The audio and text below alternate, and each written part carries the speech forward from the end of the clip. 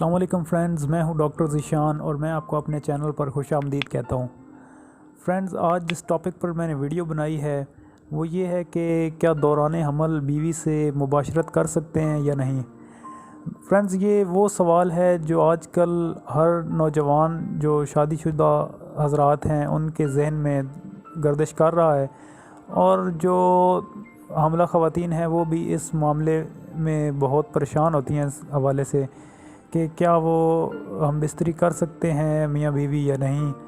तो इस वीडियो में मैंने सोचा कि आपको बताऊं कि क्या इसकी क्या एहतियातें हैं और क्या किन कंडीशंस में हम बिस्तरी या मुबाशरत कर सकते हैं। तो चलें बढ़ते हैं वीडियो की जानिब। सब्सक्राइब करें हमारे चैनल को और बेल आइकन पर क्लिक करें ताकि आपको ऐसी इन्फॉर्मेटिव वीडियोस सबसे पहले मिलें।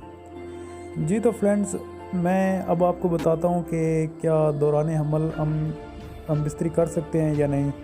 तो दोस्तों, हम अपनी बीवी से हमल के दौरान हम बिस्तरी कर सकते हैं, लेकिन उसकी कुछ एहतियातें हैं और उनको मद्देनज़र रखते हुए हम बिस्तरी कर सकते हैं।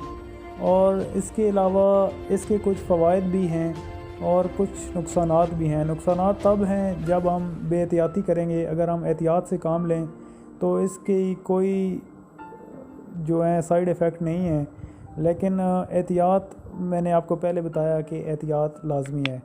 तो चले मैं आपको बताता हूँ कि अगर हमल के दौरान हम बिस्तरी बीवी से की जाए तो इसके क्या फ़वाइद क्या हैं और इसकी जो है हम किन कंडीशंस में हम बिस्तरी बीवी के साथ कर सकते हैं।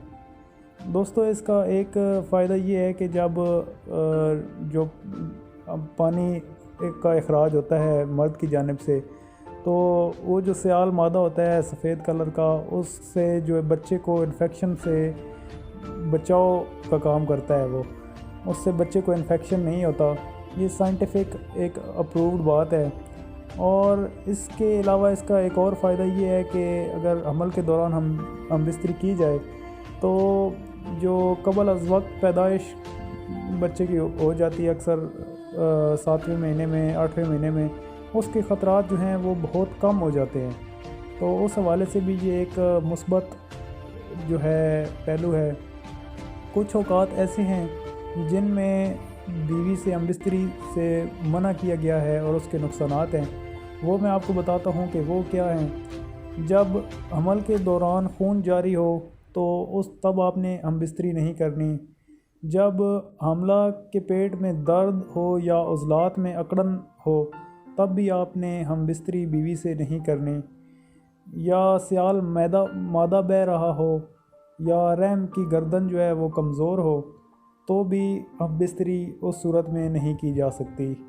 और एक और कंडीशन ये है कि जब बच्चे को ग़िज़ा की जो नाली होती है जिससे बच्चे को ग़िज़ा मिलती है, अनोल प्लेसेंटा इसको कहा जाता है, उसके नीचे होने का ख़तरा हो तो भी हम बिस्तरी नहीं की जा सकती। या आप जो मर्द का उज़ू होता है, उज़ू तनासल, उसमें ख़ारिश पैदा हो तो भी हम बिस्तरी नहीं कर सकते। तो फ्रेंड्स, ये थी चंद एहतियातें जो हमें इस हवाले से मद्देनज़र रखनी चाहिए। और यकीनन ये ऐसा सवाल है कि इसके हवाले से हर जो शादीशुदा मर्द और ख़वातीन हैं उनको पता होना चाहिए।